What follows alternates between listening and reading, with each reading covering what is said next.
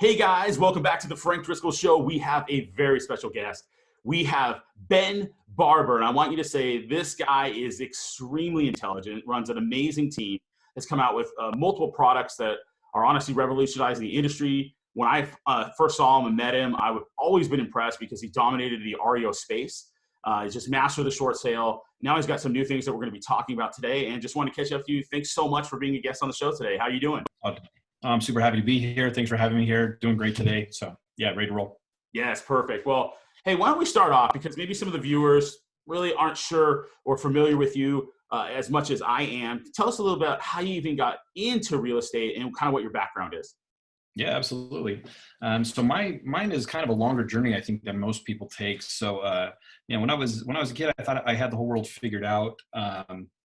Dropped out of high school my senior year, never went back to it. So it really started creating some turmoil as I started, progressing out of being a teenager and into the job market. And really I kind of looked and I said, well, what is it that I want to do? And I knew I wanted to eventually get to a sales where my work ethic would determine everything, that like all the rewards would be based off the work ethic. And it took some interesting paths. I spent a couple of years as an account executive for Wells Fargo, for Mila, a couple different other big wholesalers. And then I got my foot in the door with Credit Suisse and went in there, and I was an operations manager for them, managing, they were called client advocates. So it was basically a liaison between the underwriting department and the outside sales staff. So I was managing a team there.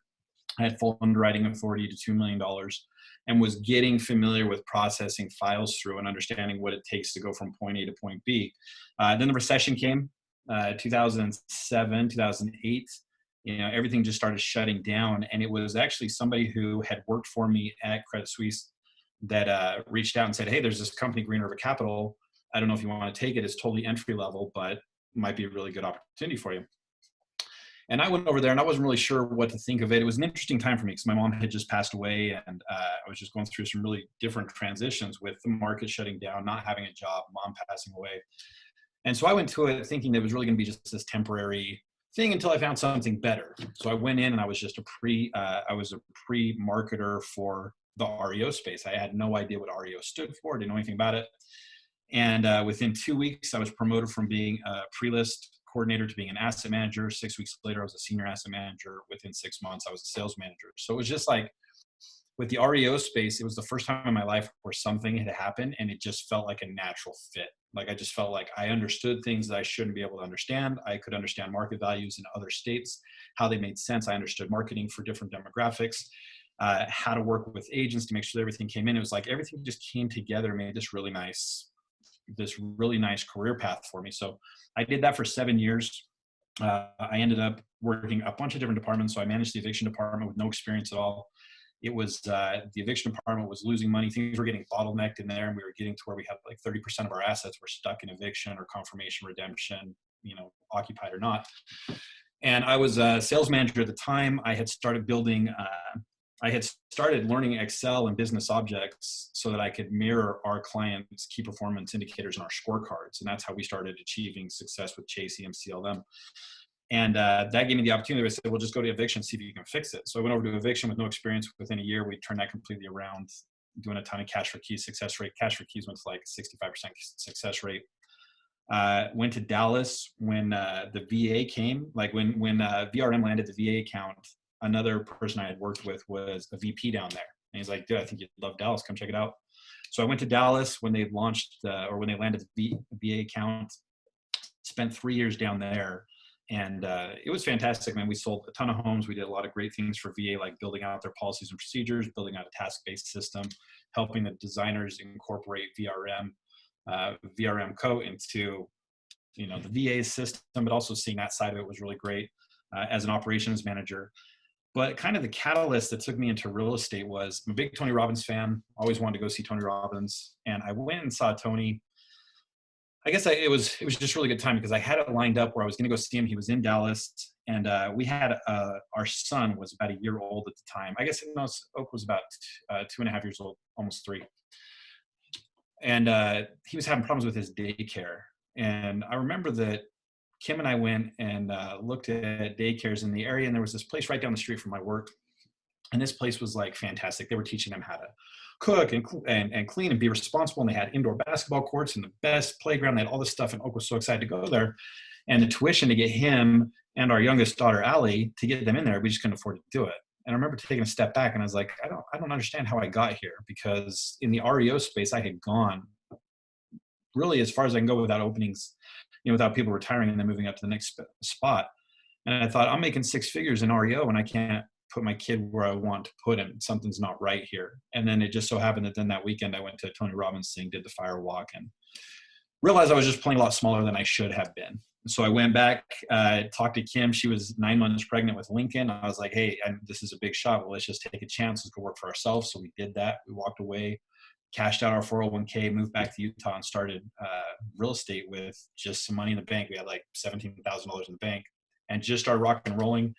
And I think our first commission came when we literally had like $500 left. Like, it was going away, but we're like, it's okay. Let's just stick with this path. Let's keep going. And it worked out really well. That was in 2015. So in 2016, and I don't have the exact numbers right, but I know in 2016, I sold, I think, 52 units for just a little under 15 million, and just really never looked back. So within the first year of real estate, I was the Wasatch Board of Realtors Rookie of the Year, and number 5 for the Coldwell Banker agents in the state of Utah. So it was interesting to be on stage because, for anybody who's seen me on any kind of podcast, I've got heavy tattoos. And so I always go do showings in short sleeves. For the most part, I don't like dressing up. I don't like hiding it. And I thought it always gave me a way to kind of overcome some objections right away. Because if people can see me and be put off when they first meet me, but if I can make them understand that I know what I'm doing through a conversation, I've just won their trust. And so I don't usually lose buyers or sellers. So people would see me at, award shows and they're like, I don't know why this guy is with these tattoos in the short sleeve polo shirt. And then I'd get up and go, accept an award as number 5 agent. And then the next year I was number 5 large team. And it's really just been rocking and rolling from there. That's really it. So I work full time with Kim. We have a team. We don't have a big team. Like, we had gone and we had built the big team and found that there were a lot of stresses that it's really, it's a constantly evolving position and challenge. So it's been fun where we actually had left Coldwell, we left the big team, and we've just kind of been revising it to make sure that we're designing a business that fits our lifestyle. And I think that's a lot of what leads me here with you, is to take that next step in designing the life that we want, not tomorrow, but 5 and 10 years down the road. And that's where we're at right now. So we've created some good courses. Like, I've got Reo University with my friend and mentor, Josh Smith. We've created Reo University. Kim and I just rolled out a new program that is RTP Mastery. It's really about converting rental leads to paid commissions. We did about 10 million volume in the last 12 months just on rental leads. So that course is all about that. And we're kind of transitioning now to where we have been in the trenches for so long that now we want to come back and we actually want to help others achieve their goals and give back a little more. So we're stepping back out of production. I think my production for homes last year was like 13 homes, but my involvement now is more to building programs, empowering people and coaching. Perfect. I mean, let's step back and just talk about one thing. That moment when you went chips all in, obviously you were nervous, right? You're scared. You're striking out. You probably had, you mentioned that there was definitely some confidence where you weren't afraid to show people who you were. You had built up, there was no really other position for you to go in.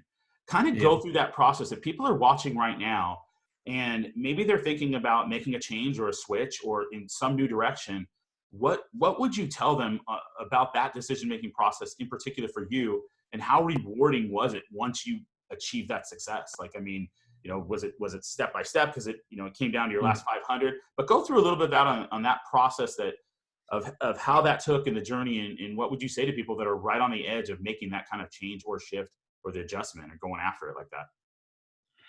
That's a great question. It's funny because I guess I never stop and think about it because it's been so long. But I mean, just hearing you talk about that just gave me chills to think back to these moments where really it felt like that was the worst decision in the world. And now I've got 3 kids and this new baby, and what the hell are we going to do? Like, I remember trying to find a house for rent here, and I was like, well, I don't want to commit to this $1,100 a month rent because if we can't afford it, right? Like, that's our savings. That's all the savings we've got. I would say, for those who are looking to either get in, I think there's a lot of good mentors out there. I know there's some really good EXP mentors, like Jeremy Smith, one of my favorite, who did transition from a really good job and he transitioned into being a full-time agent.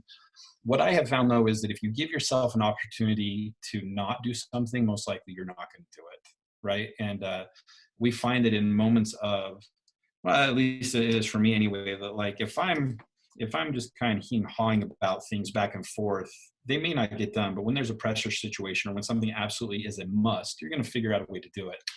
And I had looked back at my life and I said, look, is this what I think I had an advantage coming into REO is that I'd known so many agents throughout the country, and I knew some really great agents. I knew some horrible agents, but I also knew some horrible agents that were absolutely crushing it because they just had a really good work ethic.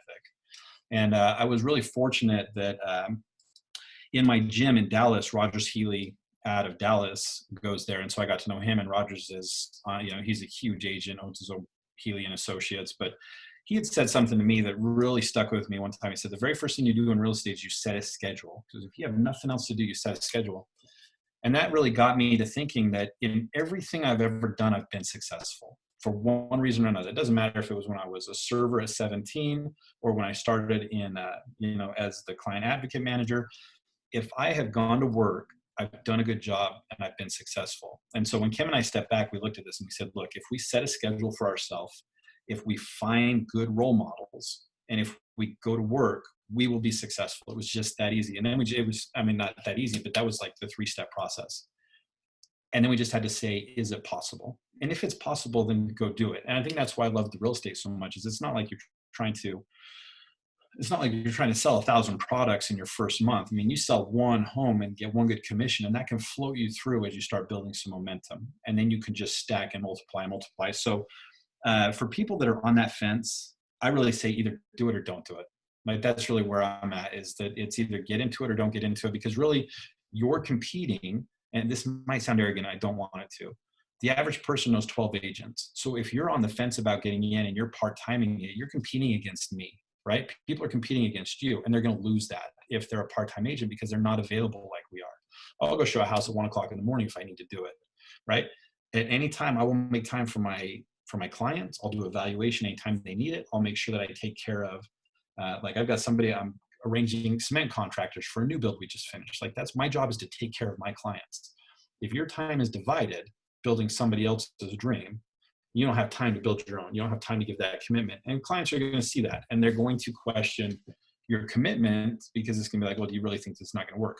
And I think there's some people that really want to do it just so they can buy their own house or their own properties or sell one or two. That's great. By all means, stay employed. But if this is your career, make it your career, and jump in. I have this saying that I really like. It's called, I heard this from CrossFit stuff, but it says you have to have the faith of the bumblebee and the work ethic of a workhorse, right? So the bumblebee scientifically should not be able to fly, but it does. It just has faith that those little wings are going to support that body. But a racehorse, when it trains, it doesn't worry about what other racehorses are doing or what it has to do tomorrow or any of that stuff. It has blinders on and it just runs as hard as the jockey tells it to run.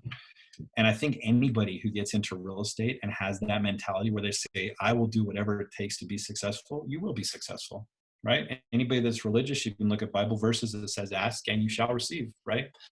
If you ask in earnest and if you're willing to do what it takes to get the results. And so I think that if somebody's on the fence, you find a mentor and you jump in. You put in, if you're not, I get that maybe everybody doesn't have the money to do it, but if you don't have the money to do it, then you put a plan together that doesn't leave you an option out, if this is really what you want. I think that's it. And that was it for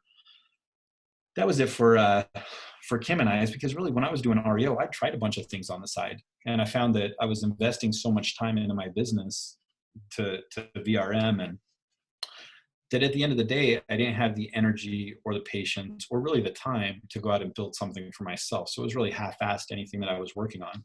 But the minute that we came back and we said, look, we're all in, this is everything that we have. If we don't go to work today, our family doesn't eat. We found a way to get deals done. And we've been doing that for 5 years now. We've just been crushing it. So I would say, you've got to have that confidence. But finding a mentor, like that's how I ran into Josh, was really, I was saying, who can I find? Like, as I was getting my license and doing that, I was like, who can I find online that I connect with, that I like their message, but then I can follow this map? Because really you look at it, man, it's just like it's a map to success. Like, I think one of my favorite stories is of someone talking about, if there's $1 million buried in your city somewhere, and someone's like, all right, guys, there's $1 million buried under this tree, go find it. You may find it, you may never find it.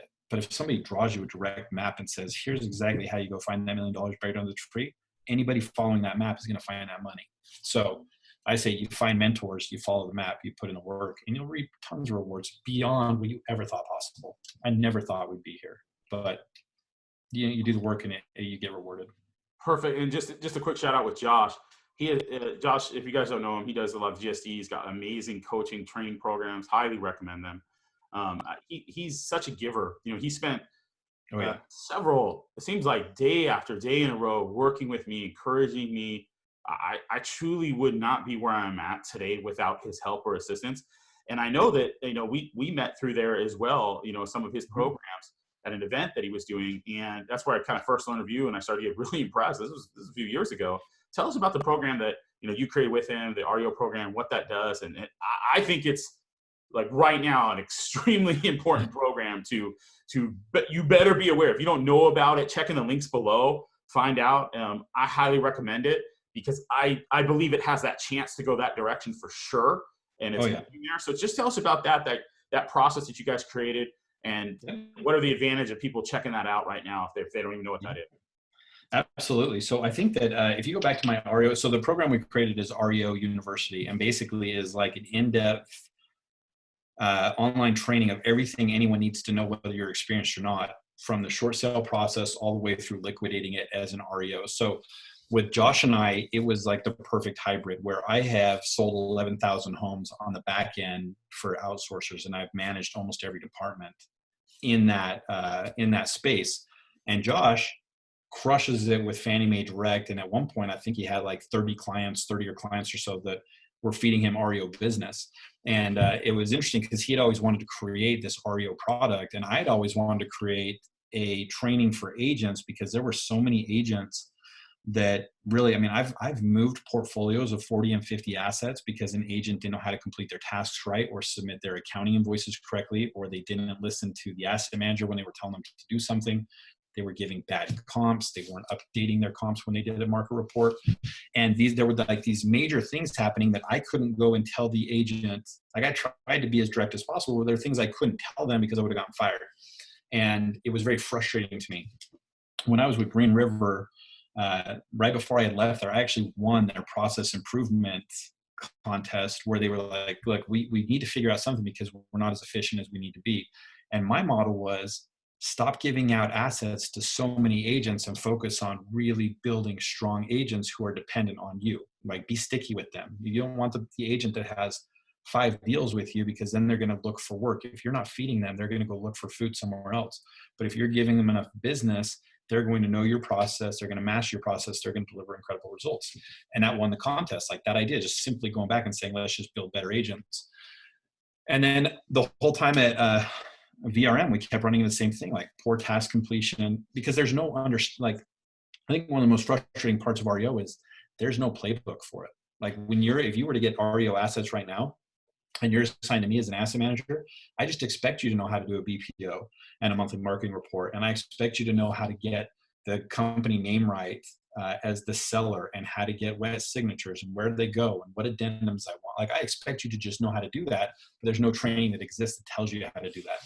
So good agents were losing business, losing opportunities, because they just didn't know what they were supposed to do. And I didn't have the authority to come out and tell them, because I would have been violating confidentiality things. So once I was out of the REO space long enough, I was enrolled in Josh's boot camp, and I reached out to him. I was like, hey, I've had this idea for this program on this back end, and he has REO stuff. He's great at short sales. He has the REO stuff in his boot camp, but it's not to the level that I take it to by having this experience from the back end. So I had originally reached out to him as like saying, hey, let me buy some space on your GSD Mode podcast. Let me promote it. And he's like, well, have you ever thought of partnering? Because I see a vision for this product. And I was like, yeah, let's work together on it. So it really is this like 22 or 23 modules, completely in depth, where it's not just like theoretical. It's not just like, hey, here's how you do a personal property eviction. Like, I actually go do a personal property inventory check in Salt Lake. I go do a trash out in West Valley. So like the camera's coming with me on site to go do some of these things so people can actually understand step by step what they're supposed to do when they have assignments. Even like doing BP. I think right before I flew out to one of the Mastery alumni, I got a call from a friend who needed a rush BPO. And I was like, all right, I'm going to the airport in an hour. I'll go take pictures and I'll do a BPO on the plane. So I ran. I was like, might as well record this. So I recorded it for the university and went out and just, took some pictures really quick and then did the BPO. So that's that program. And the way that we looked at it was, it's really funny because in 2009, 2010, REO seemed like it was the only food on the table, right? And I know it used to be in Vegas. And in Vegas, at one point, I think it was 2009, 93 or 94% of all listed assets, or listed properties were REO properties. They were bank owned. I used to do inspections there for the Credit Suisse trade desk, and man, it was just beat up. But once that went away, it's kind of like a triage, right? Like there was massive bleeding from this sector and it was REO. And then the minute the financing came back online, people forgot that REO existed. Well, it's always existed. I was looking at some stats the other day, and it was something like in 2008, 2009, foreclosure percentage went up to like 2.2%. Well, in 2018, it was 0.5%. So it was more, but on the grand scheme of things, REO has always been there. So we created Reo University as a way for agents to recession-proof their business. And the idea behind that was saying the time to get into REO is not when the economy has crashed. It's before that. That's when you start building your relationships, and that's when you start doing your training. And we just did a podcast, an updated one, where we talk about that. And we say, look, right now is the time to fill the holes in your boat so that when the storm comes, you don't sink.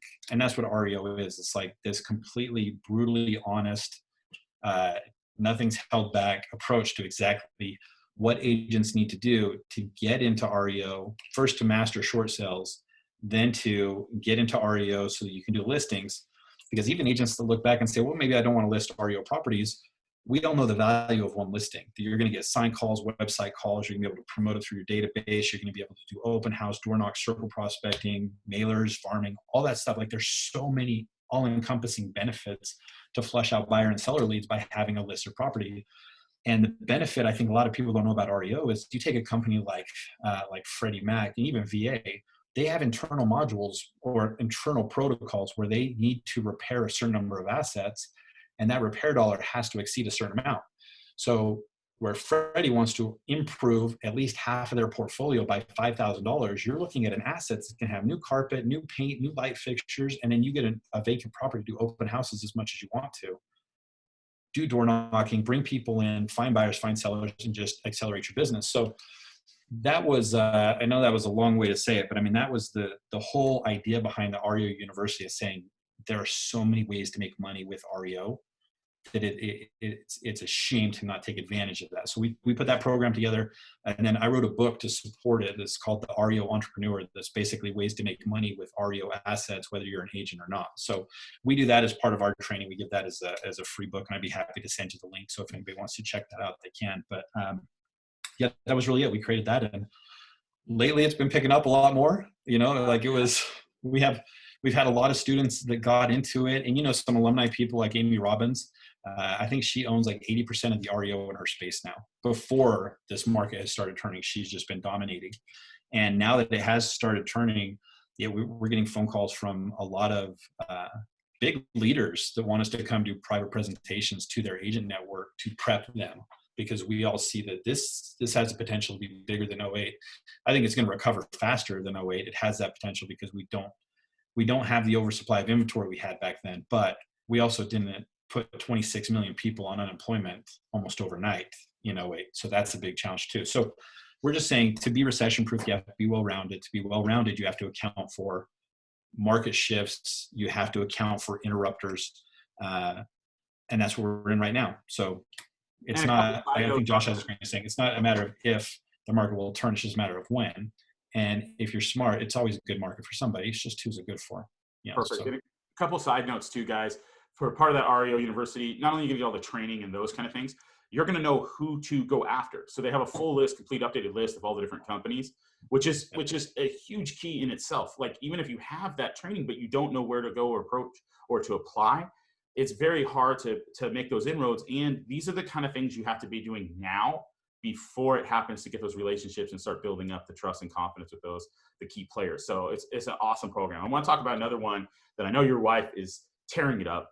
Tell us a little about Home Partners of America and what is all that about? And for the people listening, why they need to understand what this is, because it is a massive game changer for a lot of people. Yeah, I'm glad you brought up this Home Partners thing. Is one that it gives me chills to think about the potential of this program, and then kick myself in hindsight that we didn't figure it out sooner. But long story short, Home Partners of America is a private investor that privately finances rent-to-own financing for residents. So in a nutshell, a prospective resident goes to Home Partners, gets approved for a maximum rent amount. That maximum rent amount equates to a max dollar purchase price. Home Partners allows the resident to go pick the home they want from any home for sale on the MLS, even FSBOs, even a home they may be renting. And as long as the home is in a good community or an approved community, then Home Partners will come in, buy it for cash at market value, rent the home back to the resident for anywhere from 1 to 5 years. It's 3 years in Texas. And at any time the resident during their residency or during their tenant residency, they can actually execute the purchase option and buy the property that they're living in right there. So and it's so funny because Kim explains it a lot better than I do. And you probably get that from watching her podcast versus like I hear her on the phone. Like this morning, she was talking to people. I'm like, she's just so good at just delivering this information. But basically the advantage, if you look at the advantage of this, the Home Partners program allows people to rent a property with the option, but not the obligation to buy. So if all they want to do is rent it, they can rent it in 1 year increments up to 5 years, 3 years in Texas. And if they decide to buy it, great, they can buy it. If they don't want to buy it, they don't have to. For the agent, the advantage is that once the resident finds a home, Home Partners sends you a buyer broker and you represent Home Partners in the sale and you make your full sales commission. So that's how in the last 12 months, we did 300,000 plus GCI just from Home Partners, just from that. And that doesn't account for the other 2 million that Kim did traditional sales where people came in through the program. And Home Partners has caps. In my area, it's 350. So we had some people that came in through the rent to own ads that we did, and they were all free ads, which just blows people away. When we actually tell them, we're like, we're not spending $1 on ads. They're like, bullshit. And then we show them, we're like, yeah, look, these are all through Marketplace and through groups and through Craigslist. It seems a little too good to be true. And then you look at our numbers and you look at our strategy, and you're like, yeah, it absolutely makes sense now. Sorry, I just went on a tangent. I forgot what I was going to say. Well, basically, here's what I kind of got out of it. The same way that he kind of mastered, like at least for me, the perspective of the REO game and put out that, he's got something similar. So if for those of you that are watching that are like, okay, what should I do now? What are some things that I can be doing right now, building up, getting my skills? They also have another program that basically saves you 1.5 years of trying to figure this out on your own, where you can just go to it and get all the shortcuts and just win.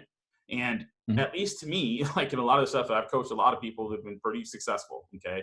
And the shortcuts are really what makes it the difference, right? You don't want to have to go through the same trials and tribulations or may not even figure it out. I mean, I believe that if you make a mistake on this application, you have to wait 6 months. So you have to be very careful of how you figure it out, then how you're going to advertise, how you get to people. So, we'll put the links below for it, but it's another great opportunity. And I'm sure we're going to have Kim on as well to kind of go in deeper dive to that. But it is outstanding. And it's just another option. Don't have to use it. It's totally up to you, but it's going to allow you to really dominate the space if you put the time into it. And that's why I like it. So I want to shake you just a little bit and tell us about, you've recently, kind of made a move from your brokerage. Can you tell us about, why did you shift over to EXP? What are some things that you thought about, or what are the advantages once again on that shift? And how do you think that's going to help your business grow, or why did you make that move over? Yeah, it's been a very interesting transition for us in that when EXP first came on the horizon, I think a lot of it was like this Home Partners, is that it sounded too good to be true, really. When you're like, hey, you can participate in revenue share, you can grow a network of agents that don't have to be in your market. They're giving back. It's a virtual company so that you can transition like there are all these things where we're like, okay, that sounds good, but it sounds too good to be true. Sure. And I think that's the problem we had with Home Partners, is that it took us 1.5 years to figure out that it wasn't too good to be true if you knew how to work it. And now we know how to work it. And so as I started seeing that, I know you, a ton of respect for you. If you have a skill set that is beyond what I've seen in anybody else is trying to match your ability to talk to people. So I look at if people who are so good in their industry and so good at this skill set, what are they doing and where are they going? And so I mentioned Jeremy Smith. Well, Jeremy Smith is a friend of mine that whenever somebody comes to me and says, I'm working full time, I say, go watch Jeremy Smith's videos. And they come in and they're like, well, I don't know how to do circle prospecting. Go watch Jeremy Smith's videos because he's so good at just saying, hey, I've got this open house. Just want to know you to know that you're going to see some cars that you may not recognize. They're just here for that. By the way, some people are asking for valuations. And he's like crushing setting up an open house and then doing the circle prospecting. He and I were at the airport having lunch after the last alumni. And that's when it really started planting this seed in my mind that there's a better way to do things. And I look at the whole dynamic of it as basically you plant trees that bear good fruit, and the fruit is the agents, and the fruit is the quality of the people that are with the company, that are staying with the company, that are growing with the company. And I think that it's to the point now where it's like too big direct to ignore. Like it's not a too good to be true anymore. And people are working it and achieving goals beyond their wildest dreams. I know that for a fact. But for mine, it came into where, you know this, when you're in the trenches for so long, there gets to be a point where you want to have an exit strategy, but you don't want to exit from the industry. Like I don't want to be out of real estate. I love real estate. I always want to be into it. But there has to be a better way that I don't have to go do all the showing appointments and the listing presentations and all that stuff. I want to be able to give value to agents and now let them go crush their goals and now let them go spend time in the trenches and build their business. And the option for us was like, well, we can keep building a team, or we can go and I can go get my brokerage license, then we can open a brokerage. And there's so many limitations that come with that. And I saw the EXP opportunity as being able to now go out and coach people the way I want to give back the way that I want to share all this knowledge and this experience, but I just don't have the liability of being a broker. Like, I think that's one of the biggest things to it, is that I was so hung up before with saying, no, my goal, I'm going to be a broker, I'm going to be a broker, I'm going to be a broker. And then I just realized that that's such limited thinking, and it only allows me to give back to a small pool of people. And I don't want to do that because I have friends and connections that are all across the country. I want to be able to build a better business. Really, that's what it comes down to. So for me, I know that, the revenue share is something I think is exciting, because I just think that it's, man, when I was with Coldwell, one of the things that made me really question why I was there is I landed a commercial deal that they had no involvement in, $800,000 deal.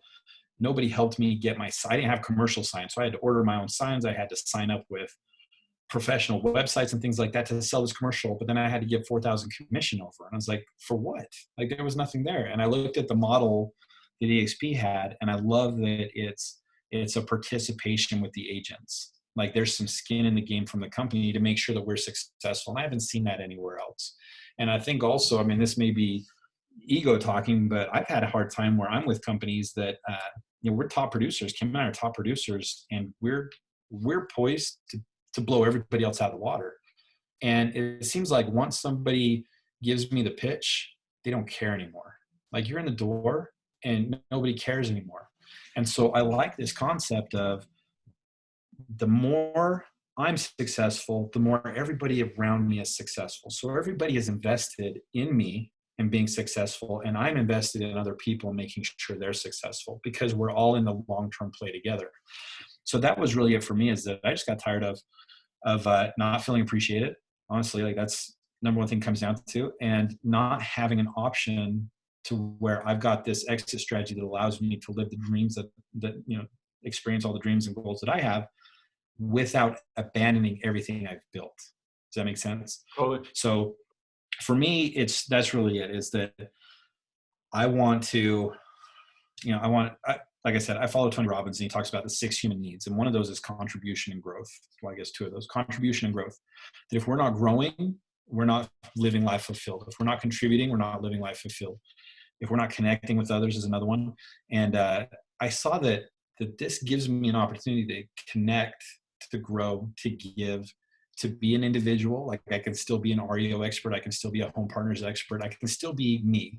in my own business, but I can be connected to something bigger. And I haven't felt like that before. I always felt like everything I was trying to do was so reserved, and it was like, don't tell anybody what you're doing because they're going to use it against you. And now you're creating your own competition. And it just creates this mindset of scarcity. And I think I got that from you actually at one of the alumni things. I remember you were talking, and I was blown away the first time I heard you talking. And I know Kim was, she's writing notes like 1,000,000 miles an hour. So, because I remember, I think she came right up to you afterwards. And she's like, Frank, I just wanted to say hi. I just want to meet you.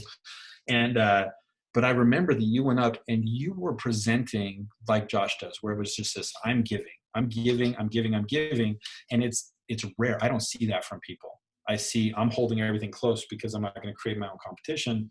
And it creates like this, this negativity that you may not see physically, but I think it affects us. And when you take that home every day and you feel like you're fighting battles where you can't connect with people, it starts to wear on you. And so I want to get more to a place of contribution, more to a place where I can invest in others and see others succeed and not be so worried about myself all the time. Like just live life a little less selfishly, give back, but still achieve my goals. And it gives me everything to do that. Plus, I think that this whole stay-at-home orders just showed major flaws in a lot of people's plans, really.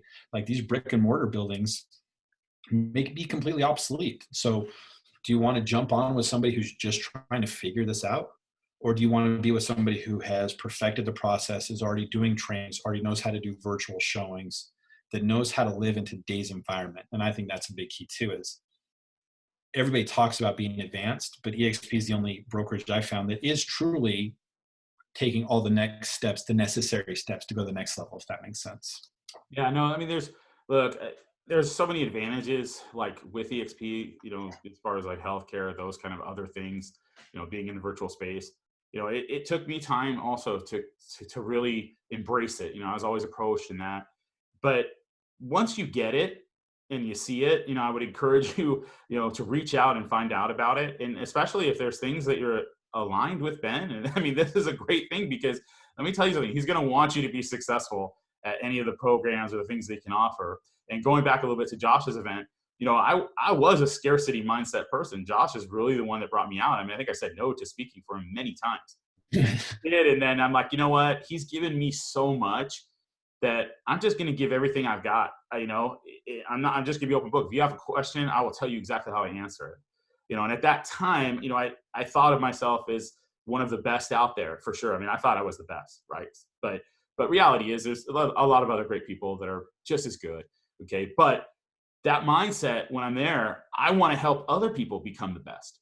And that's the same thing that I feel a lot through EXP, is that I'm, as for me, it's unreal, like the revenue share of the stock or all these opportunities that we're getting. I've never got that at other companies that I was at, even though I felt like, wow, when I left, they were interested in talking to me and all of that. But I definitely felt that unappreciated a little bit. But we're here. I just want to see as many people be successful. So I think that is just a different feeling. And I feel that through a lot of other people helping me out, because I get massive help, from people. Curtis Johnson, my sponsor, I can't even tell you the amount of things that he's done, and tons of people across the line. So it is a different feel, and you kind of have to experience it to check it out. But we're super happy to have you over here. And when we do a follow-up about a year from now and we can show exactly what that experience was and how that's affected your life, I'm very excited. Well, is there anything else that you want to tell people that's watching, any advice that you could give going through this crazy time that we're facing, right now? What would you tell people watching, is maybe a couple things that they could do right now to either take action, or what do you think is coming up with the market, what's going to happen pretty soon? I think whether or not somebody goes through Reo University, I think you have to have that part of your game dialed in. And you don't have to go through my training. It's going to fast track it by all means. But, if you're a hard worker, you can figure a lot of this stuff out. But you have to have that skill set. I feel very comfortable going into the future because I know I get Reo business without even soliciting it. I just have friends that call and ask me to do BPOs, do listings. I'm like, yeah, sure, great, I'll do it for you. You have to have that part of your game figured out, because it is like there's 1 million foreclosure notices filed every single year. People just don't realize that it's such a big business, but you're going to see it more in the future because they're projecting like 18 months of getting worse before it gets better. And I think that's one of the biggest challenges is we haven't had this level of unemployment since the Great Depression. And Josh is the one that turned me on to this, but he follows consumer debt incredibly close. And the number of like 72-month car notes is staggering. And people can't qualify for housing now because of rising student loan debt, DTI issues. So you're going to see more REO, but also one scary thing that Josh and I were talking about was think about all these people that invested in Airbnbs. And then all of a sudden the government comes down and they say, hey, by the way, or even Airbnbs is the first one, but the government has said, hey, if you're renting, you don't have to pay your mortgage anymore. And they just say, you can't go travel. So now people can't go stay in these Airbnbs. So you have investors that are going to be the first line that are going to lose those homes. And then 91% of rental homes in America are owned by private investors. So when you have people that are on a 12-month stay for rent, if that investor can't qualify for any kind of mortgage forbearance program, those are going to, it doesn't matter if that person, the government said you don't have to pay your rent. Well, we're going to run into eviction issues now because they're going to be foreclosed on. You have to have a skill set to address these major market shifts. So I would say get good at that, get in with banks, credit unions, hedge funds if you can. They're going to be buying a ton of properties. So if you can get in with somebody that's got deep pockets, that's when millionaires are going to be made. When the market tanks, people are going to snatch up these properties, they're going to hold them, then they're going to sell, liquidate, make a fortune. Get your short sale game on them. The number one thing that I think you can do right now is you have an opportunity to position yourself as the expert. So regardless of your experience, you have to get in front of your sphere. So whether that's going through social media, whether it's setting something up or going and visiting people, you have to come out and you have to say, hey, let's all take a breath. I've got you. I know what to do here. So if you're worried about losing your house, I know how to do a short sale. I know how to do options. If there's some equity and we don't want to do that, I've got these options. If you're looking to buy, let's put in a strategy together. But you can position yourself as the expert right now. Do that because people are scared. They're not going to admit they're scared, but the more you talk to them and allay their fears, the more poised you are to help them in the future, and helping more people equals more money for us. So I would do that. The second one is you have to align with some of these rent owns. So Home Partners is not the only one. Like we did Home Partners for 10 million. Kim's one of their top agents. But in putting our program together, we learned about other programs like Trio Residential. So I just signed up with them. I'm going to go through their training course. We're going to incorporate that into our RTP mastery because we want to show people that there's other ways to do this. But these are companies that come in with cash. You have to align yourself with cash investors when the market goes down because that's who has the ability to buy homes. You're going to be in multiple offer situations. You're going to have higher earnest money deposits, maybe even non-refundable earnest money. If you have a cash investor in your corner, as these, like I heard the loan officers are talking to FHA and things like that daily. Like they just are constantly changing their guidelines. So you have to be prepared for REO. You have to be prepared for short sale. Get in front of your network and start building your cash investors. So that is Home Partners, Trio, Dream America, and then any private investors that you know over hedge funds.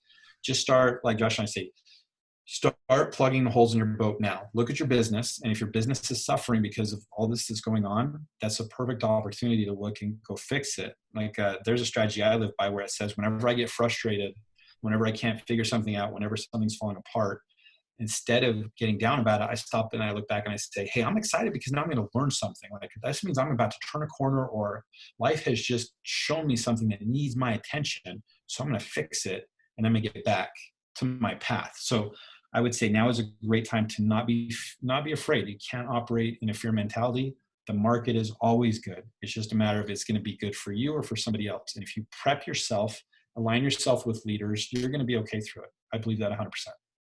Perfect, man. Thank you so much for coming on the show. Also, Josh Smith, we're going to give a quick shout out. We're going to put a link below for his coaching and great programs, his mastery programs. I highly recommend those as well. And he's been huge influential in both of our successes. And then, take a look, like and subscribe, put comments in there too. If you have questions in for him that he can go through and Ben can answer those. And definitely, if you get a chance, check out EXP, reach out to Ben if you have any questions on that or myself. But we're here to help guide you in any way we can, but we just want you to be successful. So guys, have a great rest of your day. Put this in action. Do this stuff now so that we are prepared, right, as that future comes. I mean, it's just another skill set we can add to our arsenal. And as always, reach out to any of us if you have any questions to help. Thank you so much for watching. We appreciate it and crush it. We'll talk to you guys soon. Thank you.